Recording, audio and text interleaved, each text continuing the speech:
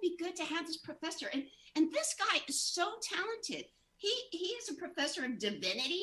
He can talk about earthquakes, astronomy, politics. He's just one of those guys.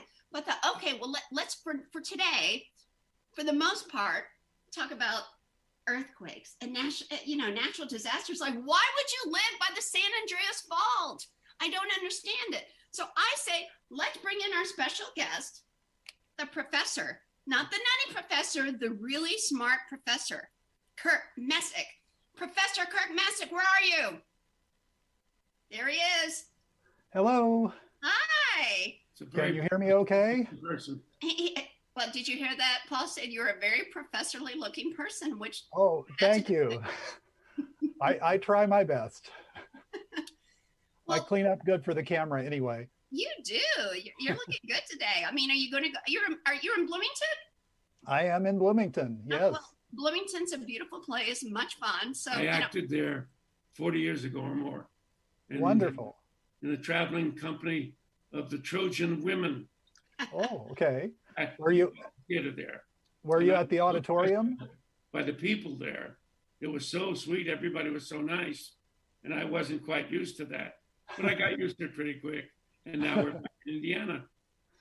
Yes. And part of the reason I shared with Kurt, I have to share with the audience, you all need to check out Cameo, because I do these cameos and I just like to have fun with them. And Kurt he requested a cameo. So that's how I met him.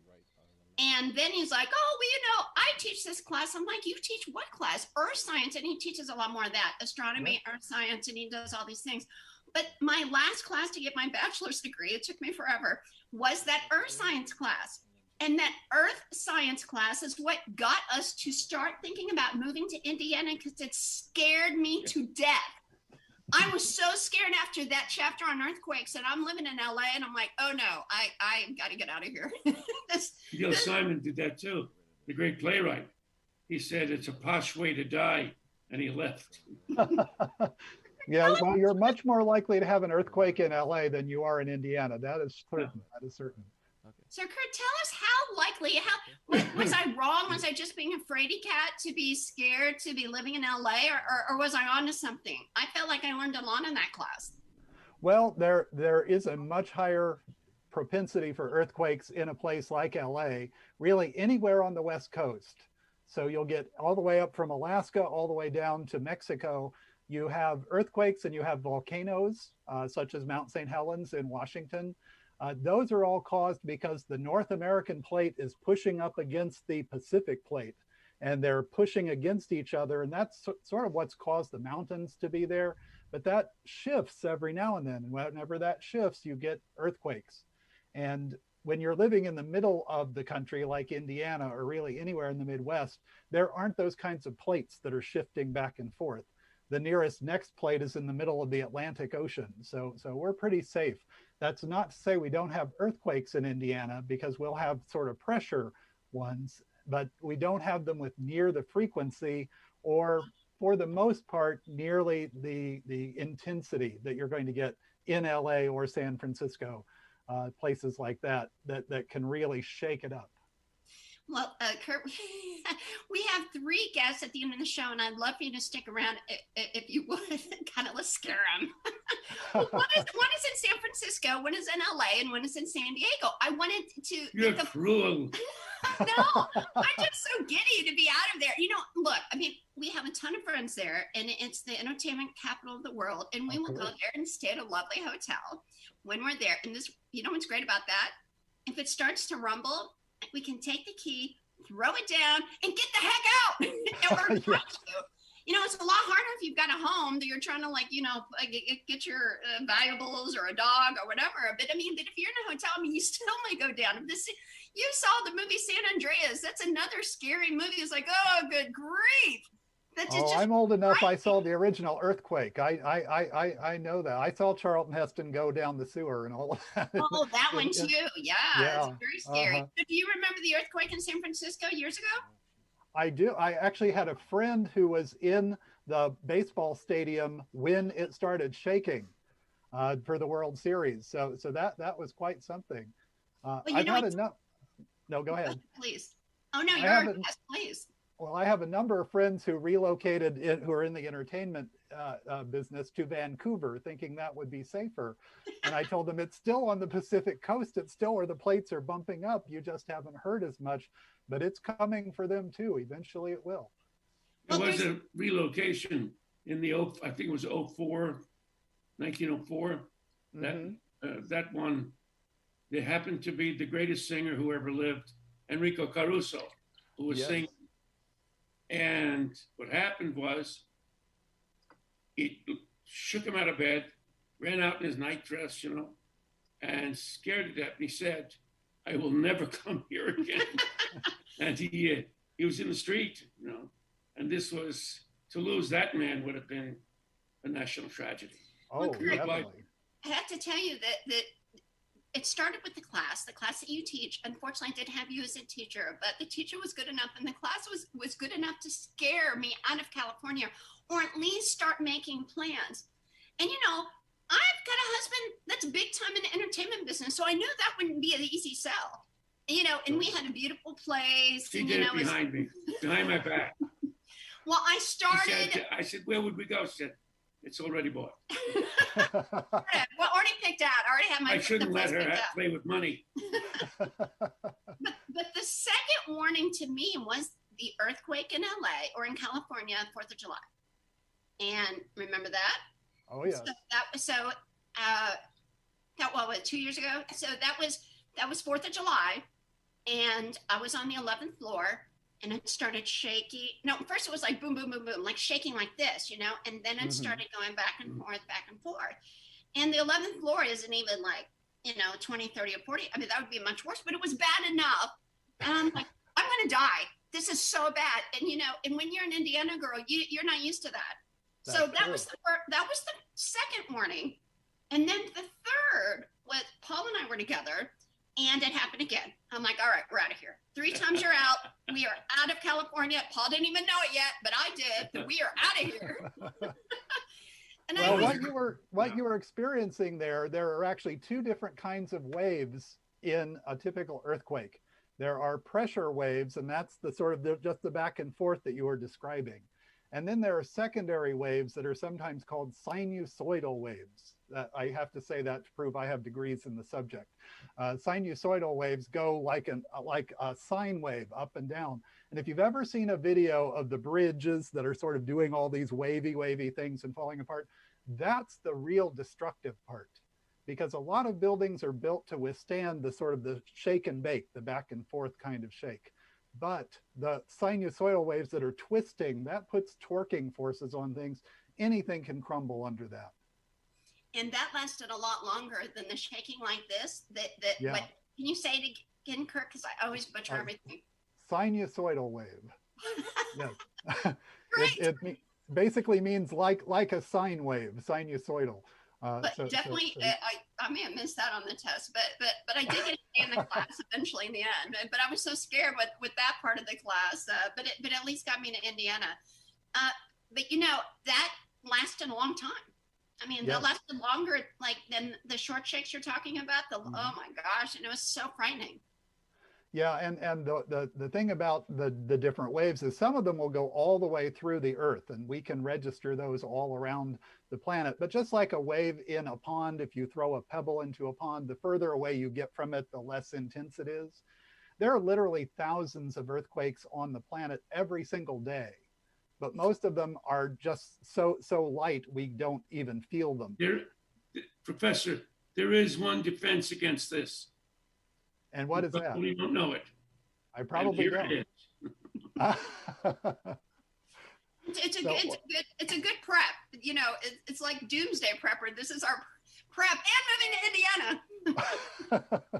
Well, you know, not far from me, we have Oliver Winery. So when you come to Bloomington, I'll take you out to Oliver Winery and we'll have a great time. We would like to see that. We would love that. And so, I have to tell you, Kirk, also in the class, when you were talking about the earthquakes in California, I mean, the destruction, but it looked like it was done deal. There is absolutely no way this is not going to happen. It's not if, it's when. Now, but you're the professor, you're the expert. Is that true or not? Is it for sure going to happen? there will be big earthquakes, but a lot of things are now reinforced, at least for the pressure waves. So if you're not too close to those S waves, those sinusoidal waves, you're probably not going to get a lot of destruction just from the earthquake. The bigger difficulty is when it breaks gas lines and they catch on fire and other kinds of secondary problems that you have with that. Now, one of the places I go quite a lot is Reykjavik, Iceland, and I've been going there for years and years. That is right on the ridge between the sort of Eurasian plate and the North American plate. In fact, you can go there and stand in one spot and have 1 foot in Europe and 1 foot in North America. And each year you go back, it's further and further and further away. All the buildings in that area are reinforced against earthquakes. But the other thing that they have to worry about are volcanoes. It's harder to reinforce against volcanoes than it is earthquakes. So I'm actually worried about. Okay, it's done again. If it goes off again, they're done. That's why they want to get them out of there. But nope, they're in for the excitement. They want the excitement every day. I have another defense against that. Here we go. So, well, in Iceland, the big thing there for many, many, many years is Spanish wine. So that's the great defense. From the Rioja. We're good with that too. I mean, wines from the Rioja. But right now we mix the rum in from our book, and you bought the book. I did. In fact, I love it. And I even have it right here. So of course we want to put you on the show. I'm like, I love this guy. I mean, and you're just like everything. I mean, just real quick. I mean, why don't you go through your credentials? Only because I can't even. It's hard to believe. It's almost like you're the talented Mr. Ripley. How can you have all of that talent? You know how to talk about earthquakes, but you also know about astronomy and what else? Religion, which you need if an earthquake happens. People are going to need their religion. Oh, yes. Well, I have a master's degree in divinity from Christian Theological Seminary, which is next to Butler in Indianapolis. So I am actually Father Kurt, so I'm holier than thou. And a Catholic priest. I'm an Anglican. I'm an off-brand. You guys are lazy Catholics. Yes, that's what I'm Presbyterian, so I'm totally out. I mean, we're going away. I mean, you can't even find a Presbyterian church anymore, hardly. But I'm still about fate. I'm a fatalist. Oh. Gave me Father. So okay, that's fine. Well, we'll all drink our wine together, and we'll get along fine. Indeed. But I also taught for many years at the American Military University, and I was the chair of the Philosophy and Religious Studies department there. And while there, I did master's degrees in national security studies and political science and space studies and astronomy and also sports management. So I could be the next Jerry Maguire. Oh my goodness. and because they gave me free classes, so I just kept going. So Tony, is Tony available? Can he talk? Tony's our boss here. He's like in charge of the podcast empire. Is Tony, sure. Tony talk? Are you? Well, can I talk? I don't know, but I'm here. Well, I thought maybe you were drinking in the back room or something. You know, so Tony's so cute. He's so sweet. So anyway, he's our boss though. And so Tony, have you had like an earthquake experience? You know, since you're in California? Since I've been in California, I live in Santa Clarita. So was it a year and a half ago when that big one up in Ridgecrest? Was it Ridgecrest that hit? Oh, I felt that one big. Yeah, that was the one that got me to Indiana. Yes. Yeah, but I mean, I've.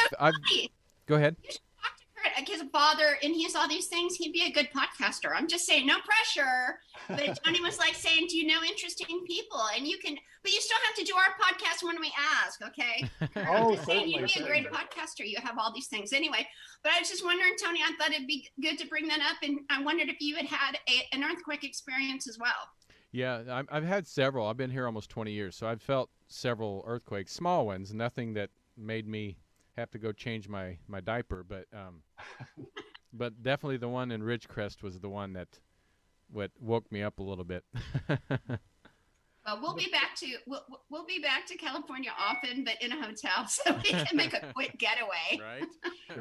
Sure. Yeah, it's hard to predict when earthquakes will come. That's one of the real problems is there's no real methodology for telling exactly when or even within a number of days. The same is true for volcanoes. And one of the reasons I go to Iceland is because they're in the forefront of that kind of research because they live right in the middle of it all. Aren't they on a volcano? Actually, there are dozens and dozens of active volcanoes in Iceland, most of which cannot be pronounced by anyone outside of Iceland, which is why the one that went up in 2010, no one could pronounce it when they were talking about it on the news. So Eyjafjallajökull. You're obviously trying to get to see your boss soon. Well, I feel like I'll go when I go, and well, you're not I'll scared. You're good. You're good regardless. Yeah. No problem. And I'll have a good time until I get there, and I'll just do the best I can while I'm here, and that's, I think, the best all of us can do. The theme of our show today: Carpe diem. Seize the day. Yes, seize the day. Yes. I think that is a very important thing to do. Also, as you see in my sign back here, keep calm and carry on. That comes from World War II, but I think it's something that we can continue with just in our everyday life and work. If we watch politics on the news, I can't really even watch cable news anymore. It doesn't matter what channel. It's just like, nope, too much. I think this was a 4 case of wine election that you just sort of need to keep going and going and going. How about a winery? We're looking at buying a winery at this point. Sure. Well, Indiana isn't a bad place for that, because I also have friends who run the Chateau Thomas Winery and the Butler Winery, in addition to the Oliver Winery. Tell them that the Sorvinos are ready to partner up. That's another show. So sure. Well, bring me along, because I know a little bit about chemistry too. And ooh, we like that kind of chemistry. I'm telling you, you need to have your own podcast. I wasn't joking about that. You're perfect for it. But still, we get first dibs. Our podcast, number 1 first, okay? Certainly. Okay, always and forever, yes. I mean, Sorvino. Vino is our name. You know, we're going to have a winery. We're going to have a wine. It is a goal. It will happen. And you know, cookbook, Drinks with Dee Dee podcast, Tony. It's going to happen. We're going to have this big empire, and that's the big plan. Just so you know, and you'll be a part of it now. You're in. I'll be a very happy citizen. So, Kurt, what about volcanoes in America? I mean, because, you know, we're talking about it in Iceland, but you know, is Mount St. Helens, is that still a problem, or what? And even like Yellowstone, you know, even though it's a geyser, how do you say it? Geyser. I always butcher it. Actually, it can be pronounced both ways, geyser and geyser. Yes. I apologize, my dear. Yeah, he's always like, no, he's always shaking his head. That is not how you say it, because you were usually dealing with Italian words, and I mess it up every time. So thank you for getting me off the hook. Look, these guys are boxing. Said something right. It's 2 geezers. Yeah. Well, if you're Italian, I would say, what do you get when you have 2 gizzards? I don't know. A gizzard each. Which means, what do you say in Italian? I don't get the Italian. Of course not. I know, but I really don't understand. You're not Italian. I know, but I don't understand the jokes. They're not funny. None of them are funny. Zip, zero, whatever. You have to understand Dr. Kurt, to make that accusation. Holy Father, Dr. Kurt, the wise one, he was being nice and laughing, but it was not funny. I love you, but it's not funny. It's not your joke, so I don't feel like I'm insulting you. I'm insulting the person who put that joke together. This one he'll like. Okay. Hold. I hope. Why do Italians hate Jehovah's Witnesses? I don't know. Tell me why. They hate all witnesses. Okay, that's pretty good. See, now that's funny. That's funny. I actually spent 5 years as a stand-up comic. I just sort of. What have you done, Father? I know you're a podcaster, Tony. So I wandered around. I would put my collar on stage, but about halfway through my act, and people go, because they weren't expecting it. So that was sort of the big reveal. But here's the thing about humor: it's always culturally specific. So what's funny in one culture might not be funny in another. Sure.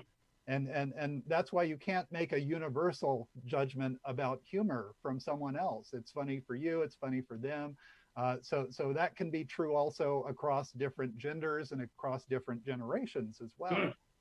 That's why when you read Shakespeare comedies, they're usually not funny, but they were funny at the time, and you have to work to make them funny now. When I did my production of King Lear, I had to change things like chivalry, things, stupid words that they made up. In those days, they're funny. I took them all out and put in things that would matter today. And it worked very well. And you know, Shakespeare kept changing.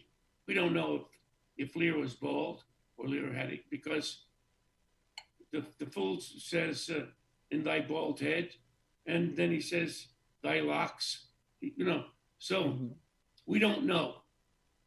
But what we do know about those things is, you, as you just said, is you have to at least try to push it into some understanding of the culture. Try to get it somewhere. And that's how sometimes, you know, modern day dress works, because it gives people more of an identity with it. How we dress? Yeah. Like my hat? Yes. See, but Paul doesn't like the new suits, and bugs him. He always sees these new suits where the pants are too high or real tight, or like you can see the shirt, and it makes him crazy. But you know, Paul's like old school. Pants are too low. I mean, he's like, I don't understand this. That's for kids, not adults. Yeah, but it looks kind of cute on the kids. I mean, you know, at least, and look, the only thing I don't like is when they have the shorts and they're falling off. You know, when they wear the shorts and they're falling off, I don't understand that. Why do you want to wear shorts and they're falling off? Look, I like the polos. I like polos when they put them up like that. I thought those polos were cute.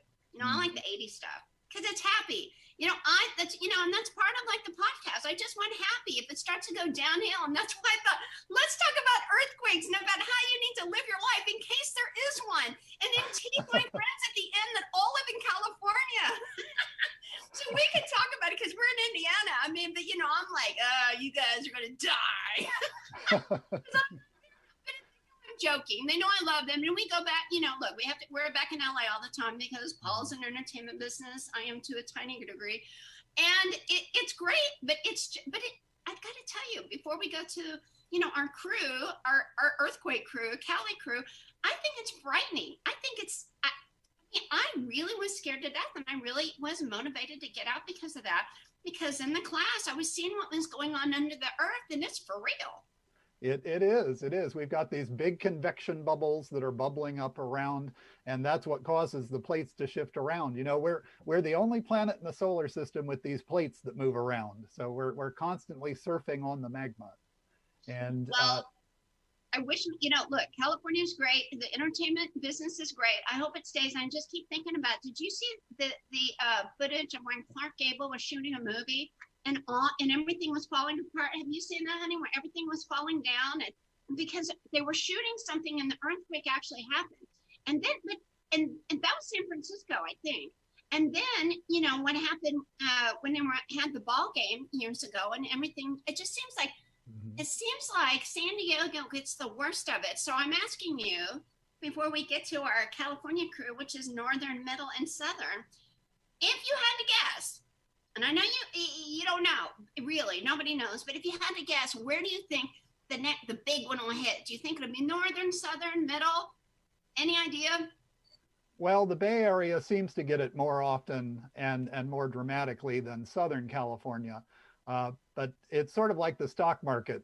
Past results are no guarantee of future earnings there. So I know bridges have collapsed in the Bay Area. The Oakland Bridge, for example, had a big collapse during one of the earthquakes there.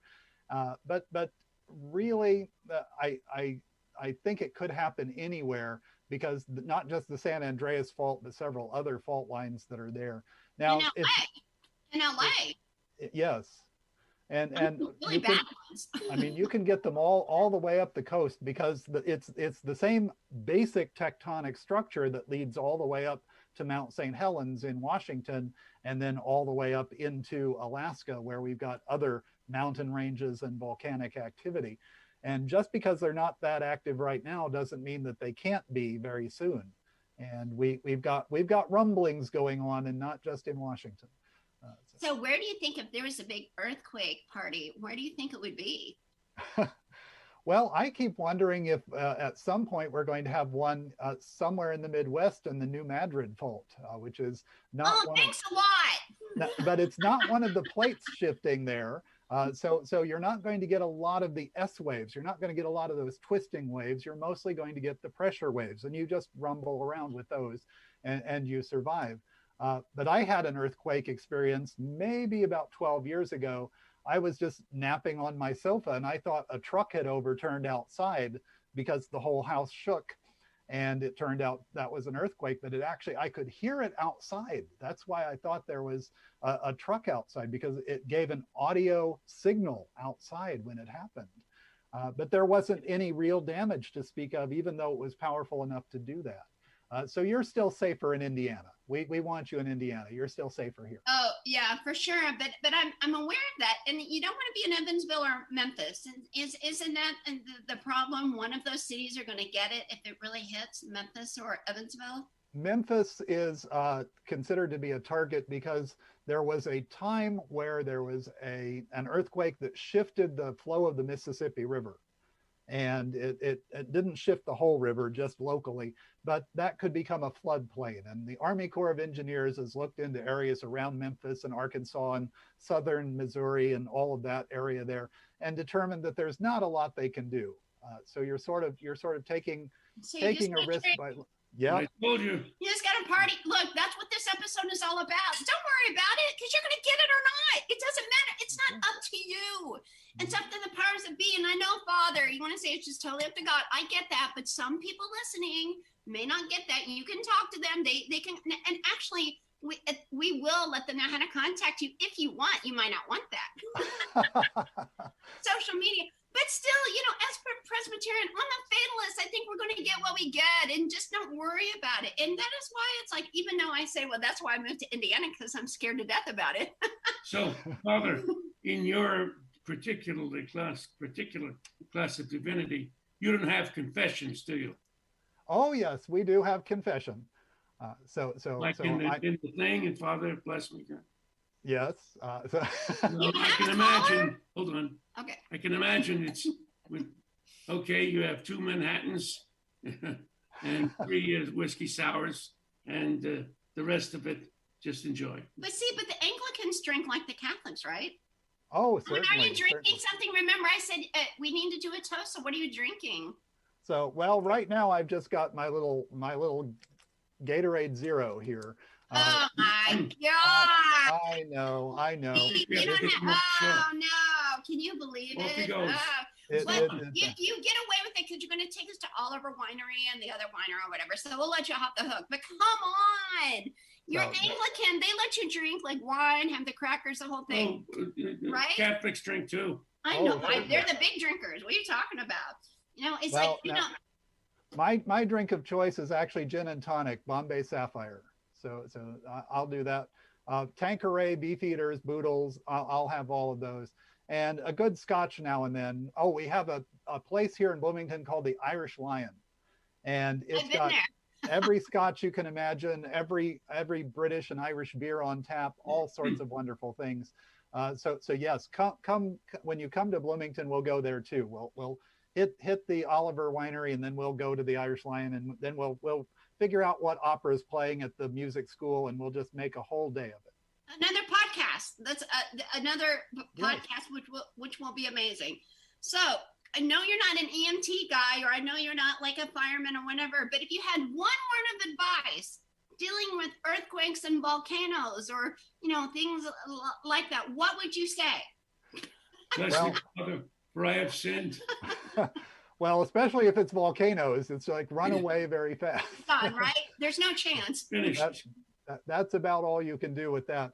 In terms of earthquakes, if you're going to live in any kind of earthquake zone, don't live high up. Don't build really tall, and try to make sure things are more secure. Like you were talking about the Clark Gable movie, I've watched different newscasters who have been on air when earthquakes have hit. And you see everything in the studio, which tends to be pretty flimsy, shaking around, and you've got all those lights up there that you don't know who screwed them in, and are they going to fall down? And, no, there's no screwing them in. They just fall on you. Yeah, exactly. So you want to try to take just what I would consider to be reasonable precautions. You could also carry sort of your own personal airbag kind of thing on a backpack. So when there's an earthquake, just pull the ripcord, sort of like an inflatable Beverly Hills, Kurt. Oh my God. Oh yeah, they're all doing that in Beverly Hills with their Louis Vuitton bag and having their big floater on the back with their yeah, that's gonna work real well. No, they're all going down. That's it. And I always hear people say is don't run outside, because that's what I would want to do. I'd want to run outside as fast as I could, but that's bad because you've got all these things flying around like glass and whatever. So it's the problem with earthquakes is there's nowhere to hide. You're going to go into the ground. You're going to burn up in a fire. You're going to get smashed under the street. So just have a drink and not worry about it, because you don't know what's going to happen. So that's all you can do is have a toast and say, I love my life. Carpe diem. Live life to the fullest, because you never know what's going to happen. So you got to admire those Pompeii people, because they're still there. They're not going anywhere. The California people are still there. Our boss, Tony, these are living, they love it. It's LA. They're having fun. So we toast them, but I'm happy to be in Indiana. I'm happy to visit them and come back home to tornadoes. Yeah. Tornadoes and real bad heat or cold. Yeah. Yeah, but at least we can just go in the basement, wait it out for a minute, have a shot or two, and move on. Where an earthquake is it's a little more involved. And so if you let's get bring caught it in up to California.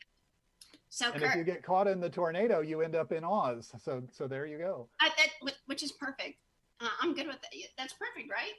What? To end up in Oz with the tornado. And in our little town where we are in Madison, they have a siren that's so loud. No one's missing it. And this is for storms too. It's not just for tornadoes. Nobody's going to die there. Nobody. Because everyone's. But see, with an earthquake, you get like 30 seconds if. And look, when we were there, we didn't get that shake alert. We didn't get it. It did not happen. I'm just saying. I mean, LA was supposed to have that shake alert. Didn't happen. They talked about it after the fact. So, you really, it's tough to get an alert for the earthquakes. At least with tornadoes, you get a couple minutes. And with hurricanes, you get like 3 days. Yes. So there is that. So, As long as we're together. That's right. That's right, Papa. Hey, we're happy. We're good. We're drinking. We're happy. No problems. It's all good. But again, this wasn't to be like a downer, even though I'm going to tease our not LA, but our California people as we're going to bring them on and scare them. But it's just like saying like you don't know if an earthquake's going to happen now or in 100 years. It is going to happen. I learned from class it will happen. We don't know if it's tomorrow or 50 years or who knows. Nobody knows. So live life to the fullest. If God wants me. Well, Father, you're holy. We've all got to go sometime. So it's your holiness or your holy. No, that's the Pope. Or I know, but your holy what? No, he said he's a holy guy. So no, I was making a joke saying I'm holier than thou. Holier than thou. All right. Well, that works for us. Yeah. No, I'm not a holiness at all. So yeah, I although the joke used to be that Anglicans were Catholics who didn't learn Latin, but I actually learned some Latin, so I knew what carpe diem meant. Oh, that's good. Well, perfect for the show. All right. Well, father and friend and earthquake expert, let's bring in our California friends and talk about earthquakes and living the day.